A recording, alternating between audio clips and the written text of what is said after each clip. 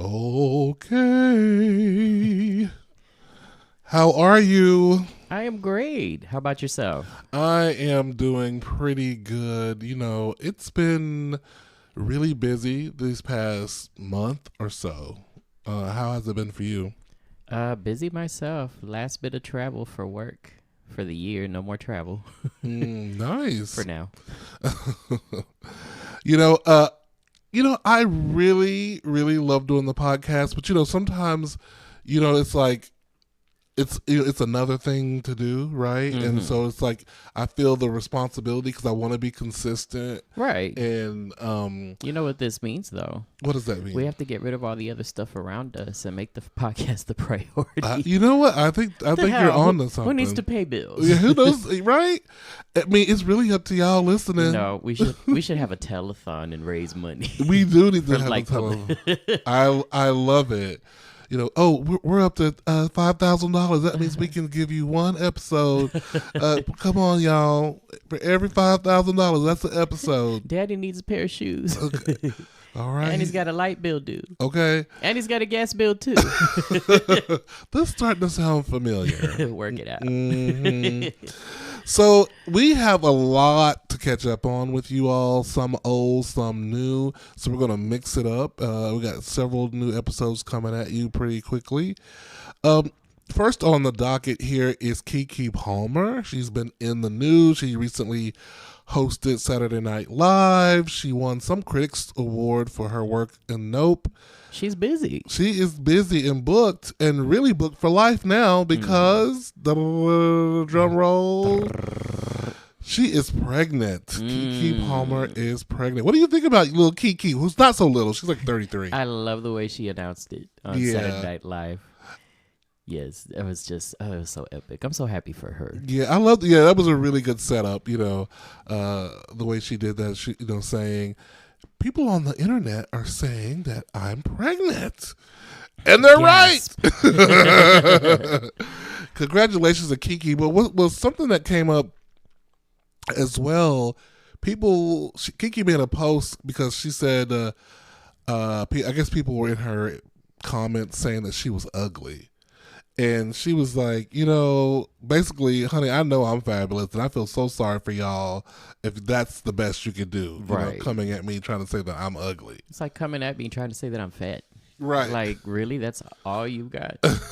What a total, utter lack of imagination. Right. And I think they're trying to say that because, Keke does have some skin issues, a little bit of, I don't know what it is. Yeah, but that does not make somebody ugly. But people try to, but her light, isn't it when your light is shining bright like that, people really want to, some people want to put a dimmer on it. I'm just glad that she's unbothered by it.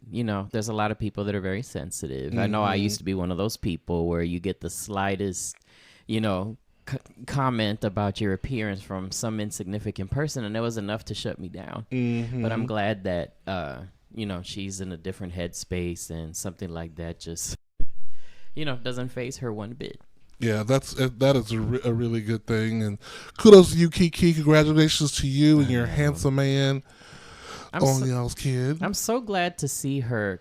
Her career has really flourished before our eyes. I mean, she started as a child actor. She's still acting, doing production, and I love all the little extra stuff that she does outside of that. She's done 2 episodes of Hot Ones. Oh yeah, Yeah, that's where she had that little famous meme come. This one got a little sweetness to it, and only Keke could do it like that and make it authentic. Did you see her and Angela Bassett recently met up on? I think it was one of those variety YouTube. Yes. And she imitated things. Angela Bassett in the Michael Jackson movie. Yes, to Angela Bassett. Yes, that was so cool. And Angela Bassett revealed that she actually ad-libbed that last line. I was like, way to go, I tell you.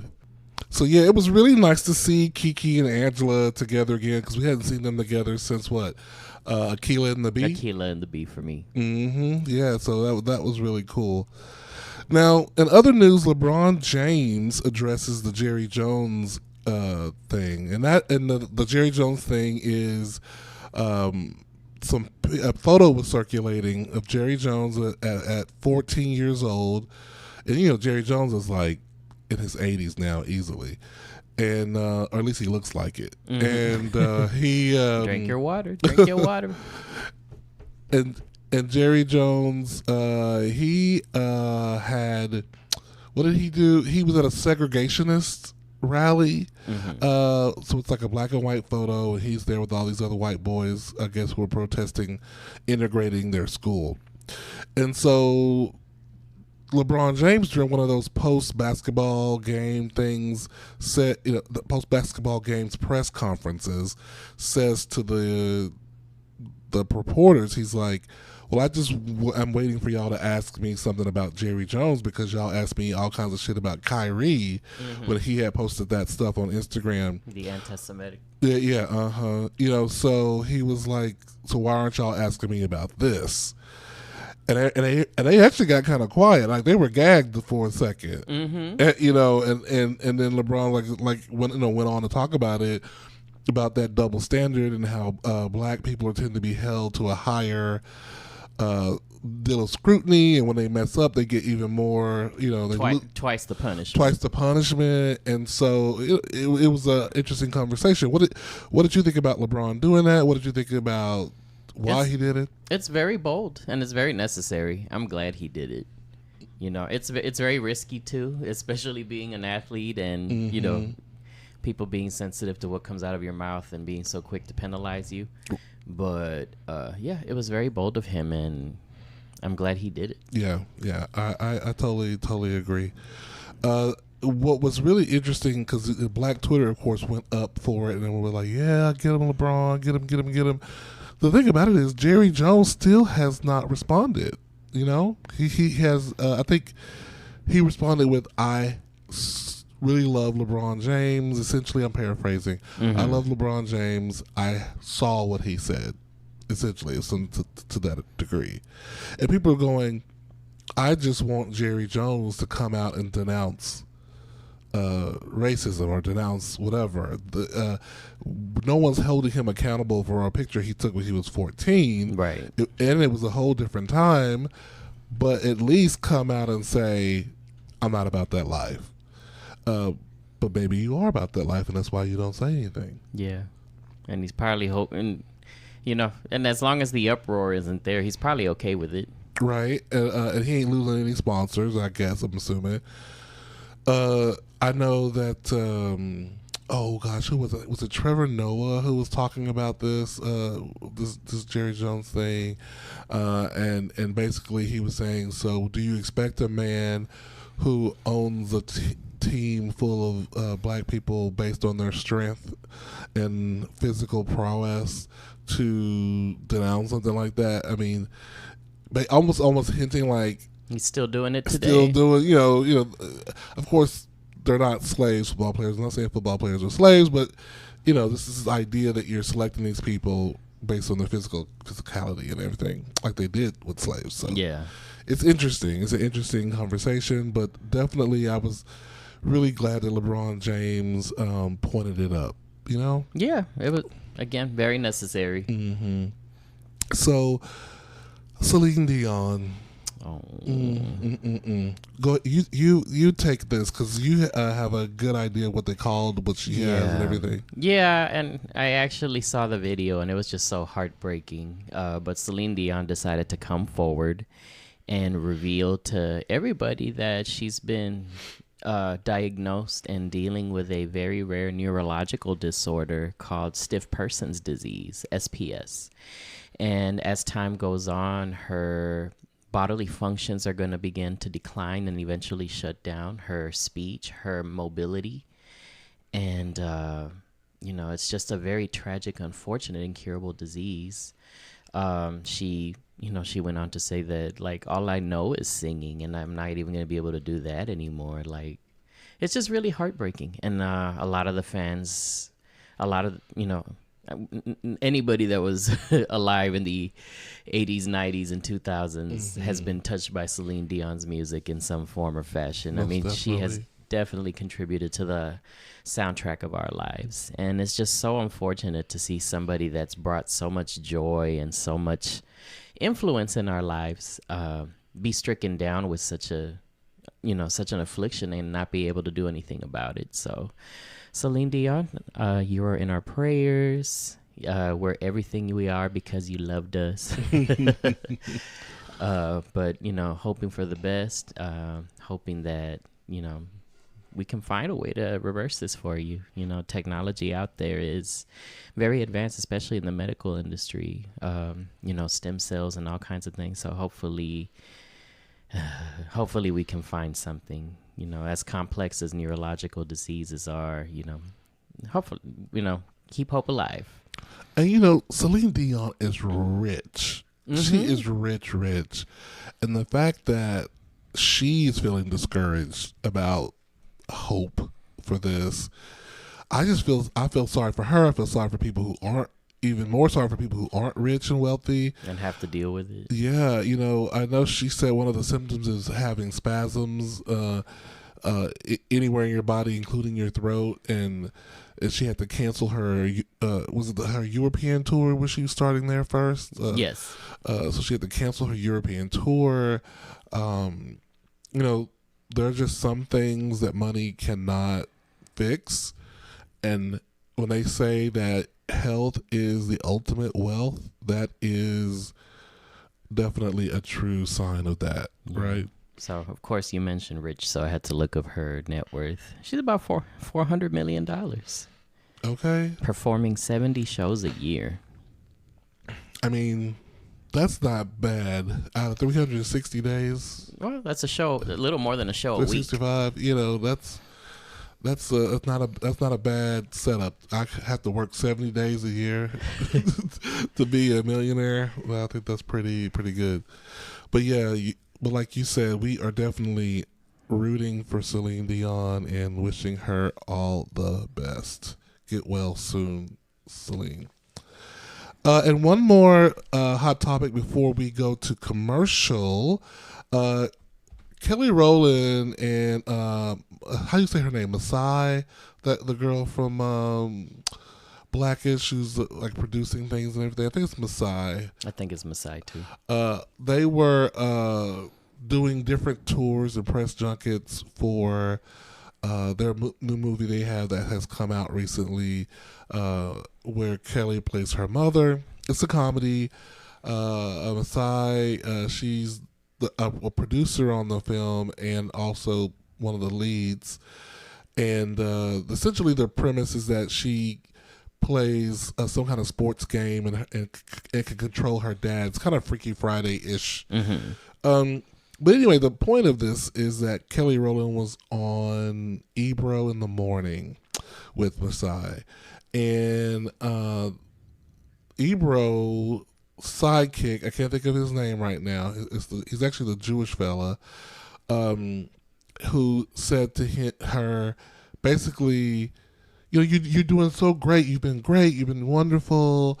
Even you are associated with one of the most biggest groups in the world.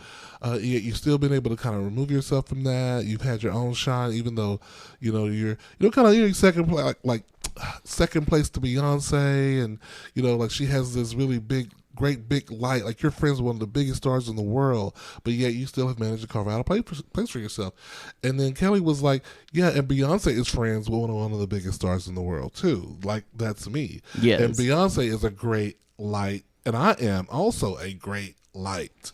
And so she really kind of like, for the first time I'm sure she's done it in little bitty places, but in like a big platform ever, like just really said, no, you will not subjugate me to Agreed. Beyonce. Because that's exactly what he was doing. Mm-hmm. And he claimed he was trying to fix it and caress it and going like, listen, we all know that Beyonce is probably one of the biggest pop stars in the world. Yes. Yeah, but no one compares people directly to Beyonce all the time, like in interviews and stuff like that. Right. And so I think she was really right to shut that down, and the fans really ate him up after that. And she did it so classy too. She really did. And didn't show a whole lot of frustration, wasn't all like, wasn't rude about it, but just very direct. And this clearly something she's thought about before. Mm-hmm. Because she's been asked the question, I'm sure, and but it didn't feel like this is something about publicity or bitter. Yeah. No, it's just like she's her own star. I'm my own star. She's got her career. I've got my career. Mm-hmm. She's one of the biggest stars in the world. I am. Yeah, exactly.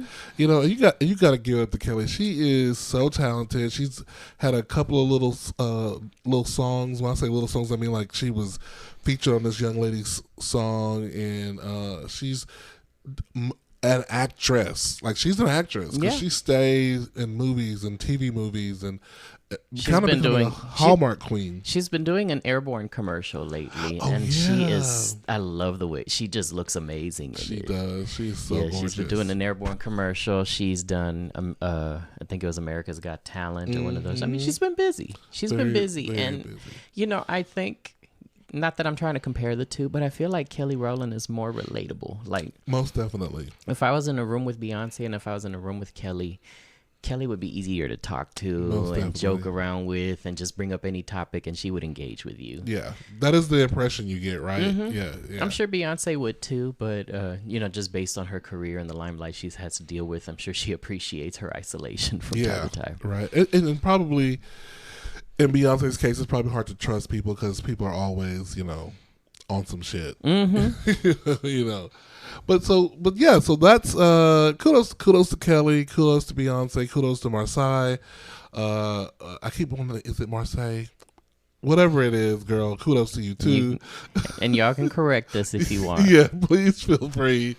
Please let us, Marseille, if we're saying it wrong, please let us know. We'll fix it. Yeah, add us. Yes, don't do the, like some people do 20 years later.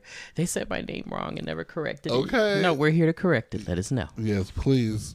So we will take a quick commercial break, and we'll be back with our Who Asked You segment. Okay. Sounds juicy. All right, we'll be right back. Bye. You've been loyal. We want to reward that. Introducing My Free Clinic Rewards. Now earn points for every visit to the free clinic. Points are redeemable for smash and dash deliveries, or earn enough points to get a free burner phone. Download the My Free Clinic app for a chance to win a partially paid for trip to Atlanta, Georgia. Note, hotel, meals, and rental car does not apply.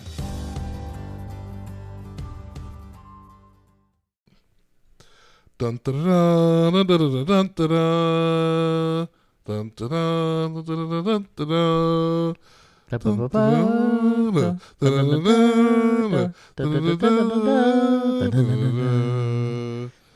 Classic. Superman. Who wrote that? Horner? No, I thought it was John Williams. Probably. I feel like. I don't know. But every time I hear that song, I always think of the Christopher Reeves Superman. Of course. Oh, yeah, definitely. Most of that, I think of Christopher Reeves right away. Us aged folks. Folks of a certain age. Don't get me wrong. Henry Cavill is a hot Superman. Oh, my gosh. I followed him on Instagram. Uh-huh. I don't follow a lot of stars because I'm just not like a star fucker like that. But Henry Cavill is so sexy. It's almost like workout motivation too. I was talking to you in the car the other day about the Count of Monte Cristo. Yes. And I didn't realize till later that he was the 15-year-old son.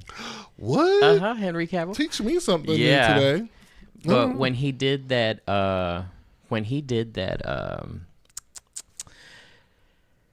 that Mission Impossible movie, and he came out with the beard and everything, I was like, whoa, Henry. I saw that movie on a cruise ship. Oh, really? Yeah, I went on my first cruise a few years ago, and the cruise ship had an IMAX theater on it, and they were showing that, I think it was Ghost Protocol. Nice. Yeah. So I was like, well, I'm on a ship, I'm on a cruise, there's an IMAX here, why not? Let's go see it. I look forward to the next Mission Impossible movie. I love those movies. Okay, so Who Asked You? Here we go. So a dad writes in and says his daughter is getting married for the 4th time, and he just doesn't feel like he should pay for her wedding. He's paid for the 1st, the 2nd, and the 3rd wedding. Now, he said he has the money. He could pay for it. He's a wealthy person. It wouldn't be a problem for him to pay for the wedding, but he just feels like at this point it's a joke almost for him to pay for the wedding, and it's almost kind of rude of her to expect him to. What do you think? I think she should just elope. Okay. Give it up, girl. Give it up, girl. Elope, girl. Justice of the peace. Like, aren't you embarrassed to invite these people again for the fourth time? Fourth time's a charm. I mean, I'm not saying you should give up on love, but you should give up on the big marriage thing. Right. You know, if it was me, I'd probably just do a little destination thing with a few people. But to have a big ceremony for the fourth time, knowing that the first three didn't work out, I'd be embarrassed. So embarrassed. And that is too, probably. Like, he probably feels a little foolish to, like, at this point, how many lavish wedding dresses can I pay for in big venues and all these promises of forever, you know, in front of everybody. And by this point, and is everybody else expected to bring a present? How many gravy boats can she How many gravy boats can you get? Like, would you bring, if you had a friend getting married for the fourth time in a full-on ceremony and said, I'm registered here at yada, yada, yada. Williams Sonoma. Right.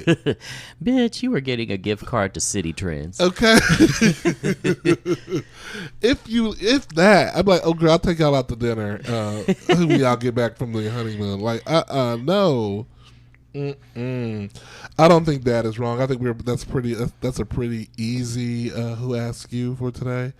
No, Dad, you're not wrong. Daughter, grow up. I mean, 'cause she gotta be 30s plus by now if she's on her fourth marriage. I would hope, at least, right? You gotta be. I mean, if she's on her fourth marriage and she's still in her 20s, girl, you rushing too quick. Too quick. You're like a Britney Spears 18-day. Like, what's going on? Okay. So, all right, that's that on that. Now, our featured topic of today, now this is going to be a big spoiler, okay? Spoiler alert, we are talking about Black Panther Wakanda Forever. Thumbs up or thumbs down. So if you have not seen it by now, first of all, shame on you. And second of all, spoiler alert, we are going to put it all out there. So if you haven't seen it and you plan on seeing it and you can't deal with the spoilers, come back and listen to this episode after you've seen it. So let's kind of go over the general premise of this movie before we get into our feelings about it. So the general premise of this movie, and feel free to help me out, is that the what's his name? The Boseman's character? T'Challa is dead, or he's dying, and he dies. His heart fails him for whatever reason. And the sister couldn't save him. The sister could not save him. We also see that the UN people are gathering because they smell blood in the water because T'Challa is dead, and they're like, we want some of that. What's that stuff called? Vibranium. They want the vibranium.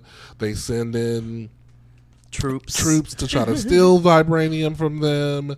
The troops are caught.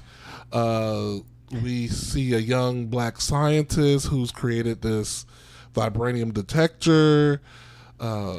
Technically, she wasn't even a scientist yet. She was a student doing a project. Doing a project. Just to prove her professor wrong. She's just a student doing a project, correct. and the U.S. government snatched that project. Right. And one of the things that happened with that project was they detected vibranium in the ocean, which led us to... which revealed... Yes, revealed... a second civilization that has been thriving on vibranium that nobody knew existed. Mm-hmm. Everybody thought only Wakanda had it. Now, this is... Is this where Aquaman... No, it's not. Ooh. Careful now. No, Aquaman is DC Comics. Sorry. This is Namor. Kukulkan. Yeah, he's Marvel. Okay, sorry. So for the nerds out there, we apologize. Sorry, y'all. So Namor is, and his people, the civilization of the. Say it again. The civilization with it's Talokan. Talokan. Okay. Yes, Talokan is the civilization in the people, and so they're revealed because they destroyed the machine. But everybody thinks it's The Wakandans. And they are vicious too. Oh, they are badass. They are vicious killers. Yes, My God. Yes, they are some good fighters. I love, when they came out, poked their head out the ocean and started doing that siren song. The siren song, that was badass. Yes, because they were able to, like, if y'all know sirens from Greek mythology, right? And they sing songs, and usually, I guess it would draw the men to the island or whatever, and they would stay on the island, maybe get eat up or crash their ships. Something would happen to them. Something bad would happen. But this one, they were making the people, not just men, women, anybody who heard it would fall into the ocean, where they cut them up or do whatever they did. Right. And so so that's happening. The FBI is trying to figure out what's going on with the people. They brought the good guy colonizer back, the one who had lost a hand or arm or was no, he broke his back. He broke his back. Okay, yes. So they brought him, I'm confused with that with another movie, I think. You're thinking about the White Wolf from Captain America who lost his arm. Oh yeah, shit. It's too much shit. Too many mythologies to keep it with. So they brought him back, and so they've been communicating. He's communicating with Shuri. With Shuri, yes, and Shuri and the lead of the general of the women soldiers go over to America to go get the young student because she's in danger. She's in danger. And then Namor has threatened to destroy Wakanda if they don't bring him If they don't bring him what he's calling the scientist, which is a student. Yeah. And he tells Angela Bassett, I'm gonna get y'all. So now, but let's help you guys help understand why he's got a bone to pick with Wakanda over this. He said that before T'Challa decided to reveal to the world that Wakanda was bigger than it really was, and it was a thriving nation because of the vibranium, not just some goat herding country. Nobody knew vibranium existed, so now vibranium has become a commodity. The hot commodity that everybody wants, and everybody wants it from Wakanda. But now that everybody's looking for vibranium, they're going to realize that this civilization exists that nobody even fathomed. And as a result, it's put his empire in danger, and he's holding Wakanda accountable. So there you have it on that side of things. And so they do get the scientist. They do bring her back, but they don't want to turn her over. Shuri instead goes... She kind of volunteers to go. She's really kidnapped. Yeah, and that's the part that I'm really, really bothered by. Because, it was all a misunderstanding that led to... but Shuri, Namor went and gave Shuri the grand tour of Talokan. Did. I thought we were gonna get a love story. I thought so too, and it was, it wasn't like he wasn't her prisoner. He's like, he basically revealed all their vulnerabilities. This is our empire. This is how we came to be. This and that. He even gave him his mother's bracelet. This man wasn't trying to have war with Wakanda. Right.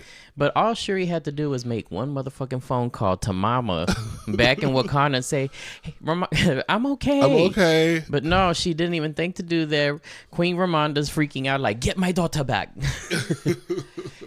And, it led to a whole lot of shit. Totally. And so... One phone call, girl. Grab a burner phone. Call Mama. All you have to do is one phone call to avoid all of this. So... The one thing led to another, and one of the Namor's people got killed, and it was on. And Namor and them came and attacked Wakanda, and as we said, spoiler alert, the Queen Mother is killed. She looked so fierce too in the process. She did. Which I thought it was unnecessary for her to die, but. Fine, whatever. It wasn't necessary, but that's probably what made the movie. The movie was just filled with a lot of emotional shock factors. It was a lot of emotional shock from the factors. get-go, you feel like you're participating in T'Challa's funeral. Yeah. And then, oh, Lord behold, it's a surprise. We have another funeral. Yeah. It was pretty gruesome. And so...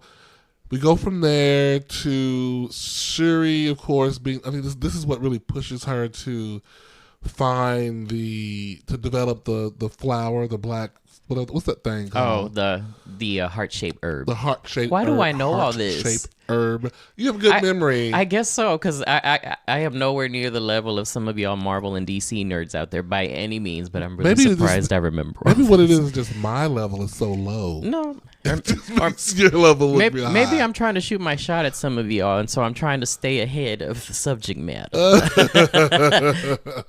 So she becomes the Black Panther. Oh, we get to see the amazing thing, and this is the great irony, that bracelet that Namor gave Shuri from his mama, had the vibranium strand she needed to complete the genetic structure to recreate the heart-shaped herb, which, if y'all remember, was destroyed and burned by Killmonger in the first Black Panther movie. Who does make an appearance when Shuri goes to herb. see the ancestors. Yes. What's that guy who runs the ape guys? What's his name? I know it's Winston Duke, the actor. M'Baku. M'Baku. Let's just take a moment of silence to appreciate all that is the M'Baku. He was even finer than he was in the first movie. I think he knew that people was gonna be looking for him, so he Marvel knew. he stepped it up. He really did step it up. I would not be surprised. I think that it would be they would be losing something if they didn't give M'Baku either one of those Disney Plus TV shows or even a feature movie. Maybe people don't want a Disney Plus of M'Baku. They want a porn parody you're gonna find in the in the bookstore. Yeah, they do want a porn parody, but I'm just saying, I'd take a Disney Plus movie of M'Baku. Oh, you take a lot more from M'Baku than a Disney Plus movie. Now. Facts. Okay, we all of us out there. So we get here. Shuri becomes the Black Panther. I must say, and this may not be a popular opinion, but she looks so thin in that suit. She looks so thin in the entire movie, like super thin. It was just hard to imagine her kicking anybody's ass being that skinny. Well, when you have the heart-shaped herb. Yeah, and then on top of that, she's not a trained fighter, right? Like, not trained. We've never seen her doing hand-to-hand combat. It's always weapons and science. Yes. So it's like, for her to go from being in the lab to being in the field, it's a stretch. It's a stretch, and I have to kind of let my mind go and go, okay, fine, just cream, don't trip, just let it go. But when I would see her bony little skinny arms in that suit, that tight suit, I'd be like, okay, fine. You just wanted to give her a 2-piece and a biscuit. I really did. I need you to thinking it up. Y'all got Popeyes in Wakanda. For this part, somebody please do an Uber Eats for Shuri. She need a 2-piece. Now, of course, great battles ensue between Namor's people and the Wakandans. It's funny you say all that because she ends up beating Namor using science. She does it. I mean, Namor uses science, which I believe that. I believe that part. Like, that's totally easily believable. But when she's going hand to hand and like knowing which way to block and all that kind of stuff, okay. You should have given us a training montage or something. Yes. Just set us up. Play Eye of the Tiger in the background. Dun, dun, dun. I'm sorry. Dun, dun, dun. Black Panther. Dun, dun, dun. Like, that would have been better. Like, something like that. Just to help it out. Now, my biggest problem with the movie, and this is just me as a fan. This is not me as a artist critiquing it. It's just something that I just felt like she would not have let him live. Like, she wouldn't have let him live because he killed her mother. But a part of me goes, okay, think about it though. If you're a true leader of your people, and killing this person is going to cause war forever for your people, maybe you would spare him. But a part of me thinks, people, you're going to be so caught up in your rage thinking this is the person that drowned my mother. I'm going to kill you right now. And I'm going to probably regret it later, but I'm killing your ass right now. Yeah. I mean, technically, Queen Ramonda made the choice. She could have saved herself, but she died saving the scientists. Yeah, but why she was in a situation where she had to make that choice is because of old boy. Because she sent somebody to go go rescue Shuri, because Shuri didn't make the damn phone call. Well, okay, fine, but It was all a misunderstanding. It was all a misunderstanding. So bad. And I know a lot of people had a lot of opinions about why they got to put the brown and black folk against each other. Yeah, I thought about that for a second, but I was like, listen, we don't have to always centralize whiteness. I like that part. I was like, it's not about the white people for a change. Right. Yeah, I did enjoy that. So, yeah, I was like, why they got it? But in the end, they came together, you know, and like, let's face it, that's reality. Sometimes the cultures do clash, you know, like that for whatever. Yeah, but it's usually reason. because of systematic racism by the white folks putting them against each other. Oh, that's facts. That's facts too. Divide and conquer. Yeah. So Siri, you know, she gets the best of Namor thanks to science, which was very believable. Siri decides not to kill Namor, which in turn has and makes Namor agree to have a treaty or truce between them to support each other and back each other up, because they know that basically they're coming for Wakanda next, the rest of the world for the vibranium, and they want the people of Namor's people to be ready to support them and back Absolutely, them up. because after all of that, the rest of the world still does not know about Talokan. They're in a good place. Yeah, and it benefits them to support them, so that it keeps it that way. It keeps the attention on Wakanda. Exactly. So Namor, you sneaky bastard. No, I'm just kidding. and probably one of the biggest surprises of the movie, we learned that T'Challa has a son at the end of the movie. And who he had that kid with, what's the actress's name? Lupita Nyong'o. Lupita Nyong'o's character, who is, and I'm trying to remember her name. I can't remember her name either. But he had a kid with her character, which is a nice touch for Shuri, because technically Shuri's entire family is gone. Nakia, that's right. Yes. But technically Shuri's entire family is gone, and now at least she still has a blood relative. Exactly. Yeah. And when that little boy, when he said, ask me who I am, or we must say, I'm sorry, we forgot to discuss one epic scene in that. Oh, what? When Queen Ramonda went off on Okoye because she lost her daughter demoted her. I thought I said, okay, this is an act. This is all like a setup for some kind of undercover situation, but like, no, this honey was pissed and through. Yeah, I mean, Okoye is like, I've sacrificed my whole life for this army, for my country, my husband, who they didn't show Daniel Kaluuya, but they alluded that the border tribe was all arrested after the failed coup attempt. Well, actually, no, it was a successful coup. But Okoye is trying to make the argument, like, I've sacrificed everything. And Queen Ramonda says, like, my whole family's dead. Shuri's gone. Well, how much more do I need to sacrifice? Yeah. It was so passionate. You just really felt it from both of them. It was good. And I like that she revealed that she kind of wasn't over the fact that you went and supported Killmonger, and that I had to go run and escape for my life, like with the Jabari. I kind of like that. I was like, yes, girl, bring it up, cause that's what we would do as people. We would bring up, well, remember that time when you know what I mean. Mm-hmm. So I really enjoyed that. That was a great scene. That's probably going to get her an Oscar nomination. I think she won't win probably, but it'll get a nomination. Yeah. Although we tend to win for shit we don't really. When we shouldn't won, and when we should win, we don't get it. Right. So with that in mind, she'll win. I know. We're gonna give her an award because she played a maid or a slave. Right. Yeah. Right. Or she was a fortune teller ghost. Some bullshit like that, telling crappy jokes. But Miley, you in danger, girl. Right. Classic. Classic.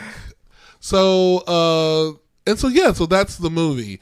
What are your feelings in general? Did you leave feeling like it was better than the original? I enjoyed it more than the original. I watched the original like 3 times in theaters. 3 or 4 times. Partially because every time I went to see it with somebody who had never seen it before. So I would enjoy the movie, but I would also enjoy their reactions. Yeah. But after I was done with that, I never watched it again. I've had it on Disney Plus for years, and I haven't watched it. But this one, I could watch over and over. There's some things, obviously you can tell I feel salty at the fact that this whole war could have been avoided if Shuri would have made one damn phone call. But the other thing that kind of irked me was the young scientist, the student. Yeah. She was cute. I liked her. But, like, her big thing was reinventing the Iron Man suit. Right. Like, Tony Stark already did that. That is very true. Yeah, that's very true. It's like, okay, they could have gave her something else to do. But that's kind of hard to, it's kind of hard to think of something. But yeah, they used it well, but it was all you were thinking about. This is the Iron Man. Okay, Iron Man. Right. For me, the movie, I would say it's, if the first movie was an A, this one is an A- for me. So the first one edged it out just a little bit, but I just think because it had nothing, right? It had no base upon which to, like, there was no previous movie to base. Like, this movie kind of had the benefit of the first movie to do what it's doing. And with that, I thought that maybe it could have been a little bit better in terms of just, I was in my head so much about how the movie was being made that the story didn't just keep me transfixed in the story. Yeah, I know a lot of people struggle with that. It's like, what are they going to do? T'Challa's gone. Are they going to recast him or, Shuri? I like my movies like I like my meals, like I like my sex. Just show me what you've prepared for me. I'm not going to come here with a lot of substitutions, a lot of requests. Just, prepare it the way you intended and, let me experience it that way. Well, listen, the movie at our press time of this has already made over $733 million worldwide. Ryan Coogler, so proud of you. Yeah. Amazing job. It's easily going to hit that $1 billion mark, I'm sure. That's another thing. I really got to give Ryan Coogler kudos for the amount of time that he spent to really research, those Aztec and Mayan cultures that influence the entire Talocan Empire. Oh yeah, definitely. The Spanish, the other dialects. I was just so blown away and impressed. And Lupita Nyong'o, your Spanish impeccable. Well, she's half Spanish. I know. Yeah, but still, it was just to see it on screen. Yeah. Oh my God, it was so amazing. She went from the Espanol to the Indiolectos. Just amazing. I was so impressed. I was, when I was watching it and they were going through the kingdom, the underwater kingdom, my heart went out for my Latino brothers and sisters in terms of, like, because I know what that representation meant to Black people to see in the first one, and so to have this happen, for Latinos, I was just like, I know y'all's hearts got to be bursting open with pride to have such social a badass. Media has gone crazy. Yeah. And mind you, this is representation, but it's not representation of the European side. This is indigenous representation, the Native American cultures that were in Central America. So yeah, amazing job. Very impressive. Thank you for taking that time, Ryan. Yeah. And when they have the little hand gesture that they do, like the Hadouken from Street Fighter. Right. But I didn't think about it like that, but you're right. But I was like, well, hey, it's just nice to have, as you said, that inclusion, that representation. It was just beautiful to see. Yeah, it's so, I remember seeing the amount of pride that came, amongst the African and Black community during the first Black Panther, and to see it again in the second one, but also to extend that to the Central American indigenous cultures. It's beautiful. It's beautiful. It definitely gave a great sense of pride. It increased the sense of unity. Yes. It's just, thank you, Ryan. Okay, so we're gonna take a break, and we're gonna come back with our top 3 Well, just come back and you'll find out what the top 3 is about. All right. See you soon. Yeehaw! Well, howdy there. I'm Reggie Ray, and I'm here to tell you about Tuscaloosa Steaks, a premium beef product if there ever was one. Are you a meat person? Do you like your steaks thick and juicy? Well, look no further. We've got all the meat you can handle. Our steaks range from 6 ounce, 12 ounce, 18 ounce, and for the girls that can handle it, 32 ounce. And if 32 is still not enough for you, you can try 2 at once. Our steaks will leave you thoroughly satisfied, but craving for more. But don't just take it from me. Listen to some of our satisfied customers. I'm Bobby Lee from Gulfport, Mississippi, and I can't think of the last time I had this much meat inside of me. I'm Carol Ann from Schneidersville, West Virginia. Oh, wait, and that's the best thing I put in my mouth in a long time. Our livestock are free range and grass fed with a healthy daily supplement of calcium, vitamin D, and Zoloft, making sure you get the most humane and high quality product for your buck. So call today for a free sample delivery today by our partners Smash and Dash, or sign up for our monthly subscription to have big, thick, juicy, quality meat delivered right to your door. And tell them Reggie Ray sent you. Yeehaw! 2, 1. Rudolph the red-nosed reindeer Had a very shiny nose. And if you ever saw him, you would even say it glows. How's the next line? All of the other reindeers used to laugh and call him names. They never let poor Rudolph join in any reindeer games. Then one foggy Christmas Eve, Santa came to say, Yeah, I'm sorry. These jazz hands that he broke out all of a sudden just got me. Rudolph, with your nose so bright, won't you guide my sleigh tonight? All right, y'all. So that is a hint as to what our top 3 is. Our top 3 in this segment is your top 3 favorite Christmas songs. And I'll start first. I think the first song that comes to my mind is Silver bells, it's Christmas time in the city. There's so many, of course, most Christmas songs, there's tons of different versions of it.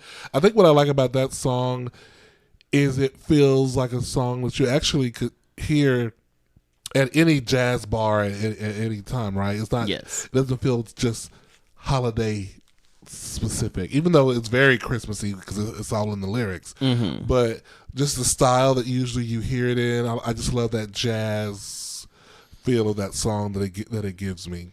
So that's my first one. Yeah.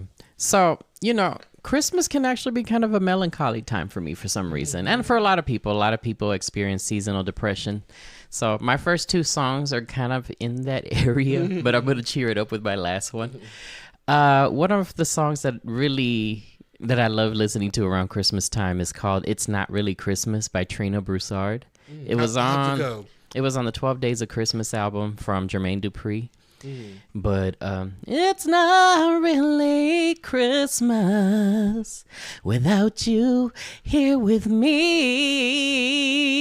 Oh, baby, no, it's not really. It really ain't Christmas without you. Can't see. Ain't no other the way without my baby, no. So Trina Broussard. Oh, he was ready. He was ready. I really wasn't. Well, I just said no. You wasn't prepared to go, but you was ready. Okay, there's a difference. There's a difference. Yeah. He was ready. Okay, all right. Yeah. Go ahead. No, so Trina Broussard. She's probably seen her in like some soundtracks here and there for different movies, but. Originally Houston-born, amazing R&B jazz singer, and the way she does this song is just so breathtaking. So that's my first song. Trina, thank you. Now, this is a weird song to love for Christmas, but I do like it. It's Toni Braxton's "Christmas in Jamaica." Do you remember when she had a Christmas album? I think the only one she ever did. She should do more because she has a great voice for that kind of thing. And I am not prepared or ready, but the song kind of goes something like, Christmas in Jamaica, here we come. Yeah, I know that doesn't help you at all, but it's very. Oh, Shaggy's featured on the song. Yeah, man. So it's very like summertime and like sunny, but very vacation. Very mode. vacation. Like I'm taking Christmas in Jamaica, so it has that whole feeling and little Jamaican vibes. Like you can see yourself on the beach for Christmas. I like it because it kind of gives me a different energy. I'm not a big fan of snow and cold weather unless I'm in the house looking at it from the outside. I don't want to be in it. So the idea of being able to be outside for Christmas is very attractive to me. And so the Christmas in Jamaica by Toni Braxton featuring Shaggy, I encourage you to put that on your playlist. I have to check it out. Yes. All right, so my second Christmas song, another melancholy one. Miss You Most at Christmas Time by Mariah Carey. Oh, yeah. I've played that one. Oh, I know that song too. And then I miss you most at Christmas time, and I can't get you off my mind. Every other season comes along and I'm alright, but then I miss you most at Christmas time. That's the jam. I love that song. Why does that melancholy shit get you together? Why you like that? I don't know. I've lost previous loves that I would have loved to experience Christmas with, and I don't know. I guess year after year I spend so many Christmases alone. I mean, I have my family and all that, but I just don't get to have experience it with a relationship. So yeah. Yeah, that's a great song. It's a beautiful song. I mean, as soon as you said it out, I knew it in my mind because that's a great song I like from her too as well. I mean, I want to say All I Want for Christmas Is You, but let's just go ahead and just say that's everybody's favorite. and so we'll pick something else because that's clearly and obvious. It's number one.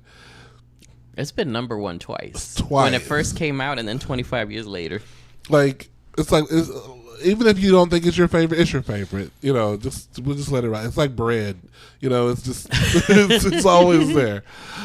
So my third favorite, I'm going to say is going to be now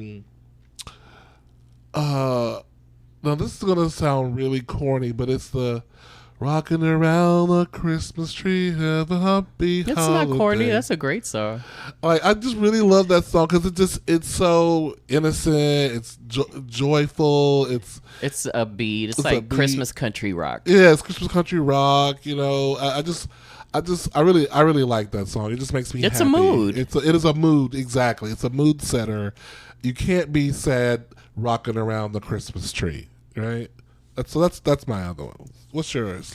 My last one, and I'm actually going to borrow from you. It's also Silver Bells, but it's the CeCe Winans version. Oh, okay. She, BB and CeCe had a Christmas album back in the early '90s called Our First Christmas, I think. But they did a lot of songs together, and CeCe Winans did a solo singing Silver Bells, and it is just such a beautiful arrangement. I swear, one of her brothers probably played the piano part in that, but I'd say Marvin. I'm guessing. But yeah, it is such a beautiful arrangement of the song, and then CeCe's just singing. She starts off in the middle, then she starts singing really high in the rafters, but she's doing it with this beautiful, soft, pleasant voice. Nice. And then towards the end, they take it to church a bit. Lovely. Well, there you go. So if maybe you have heard something that you did not know was out there, so go look it up and let us know. Let us know in the comment section on our Instagram page what you love. What's your favorite Christmas songs? We love hearing from y'all. We love y'all reaching out and saying, "Hey, where's the next episode coming?" Like, I really appreciate the love and the feedback. It's motivation, because we have lives and we have other shit going on, and so sometimes you need a little kick in the pants from the fans. So I really, really appreciate the support. And that is all for this episode. Yes, it is. And thank you for tuning in, whatever time of day it is, and for listening. But listen, y'all, don't keep us to yourself. Please share the fucking podcast with people that you know. Okay, share the podcast. Talk about the podcast. I'm gonna do it like they did in the She's All That. For those of you that are sharing the podcast and talking about this, thank you, everybody. You did the right thing. As for the rest of you, yes. As for the rest of you, you know who you are. You need to share us the way you be sharing whatever else you be talking to people about, or the way you be sharing about Beyonce's new album out. Everybody already know Beyonce's album out. Beyonce don't need you to share that her album is out. The left. We need you to share that these bad bitches are releasing a new episode. Okay. Yes, y'all. Keep your heads up for the holidays. We know it could be a tough time for some of y'all. Yes, keep your heads up. But keep your heads up. Do something to get you out of that funk. Reach out to somebody. I personally like to send Christmas cards to people every Christmas, whether they want to get them or not. So. And I got my Christmas card. I didn't open it though. I'm saving it for the week of Christmas. Yeah, I'm glad you got it. Just take some time to do something special for the people. I love sending Christmas cards out. I mean, I just love the fact that they, no matter what's going on in your life and how you feel, they bring you a little bit of joy. And some of you, that's what you need. Yeah, amen to that. And that's it. All right, see you next time. Thank you. I am Cream Diggler. And I am Soulful Mexican. And you have been listening to the Soulful Cream Podcast. Until next time, y'all. Bye.